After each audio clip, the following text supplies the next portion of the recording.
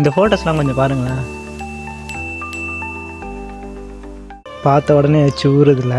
ஆனால் என்ன பண்ணுறது, புரட்டாசி மாதமாச்சே. இதெல்லாம் சாப்பிட்டேன்னு வீட்டுக்கு தெரிஞ்சுது, ஏன் சொல்லி முடிஞ்சுது. சரி, ஓகே, கண்டென்ட்குள்ளே வருவோம். இந்த புரட்டாசி மாதத்தில் நான்வெஜ் சாப்பிடக்கூடாதுன்னு சொல்கிறதுக்கு 2 ரீசன் இருக்குது. ஒன்று ரிலீஜியஸ் ரீசன், இன்னொன்று சயின்டிஃபிக் ரீசன். ஃபஸ்ட்டு நம்ம ரிலீஜியஸ் ரீசனை பற்றி பார்ப்போம்.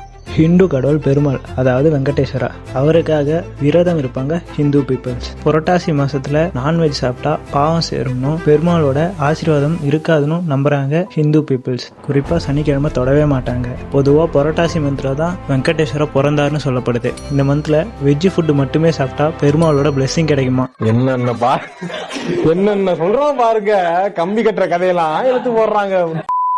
சரி, இப்போ சயின்டிஃபிக் ரீசன் பார்ப்போம். புரட்டாசி மந்தில் தான் கிளைமேட் சேஞ்ச் ஆகும். அதாவது சவுத் இந்தியாவில் ஃபுல்லாக ரைனி சீசனாக மாறுற டைம் இது தான். ஸோ ரைனி சீசனால் ஹியூமன் பாடியில் இருக்க இம்யூன் பவர் கம்மியாயிரும். அது மட்டும் இல்லை, டைஜஸ்டிவ் பவரும் சேர்த்து கம்மியாயிரும்.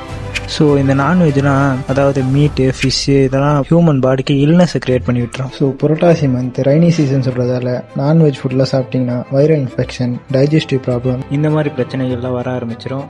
இதுக்கு மேலே நீங்கள் நான்வெஜ் சாப்பிடாத இருப்பீங்களா? ஆனா நான் அப்படி இல்லடே.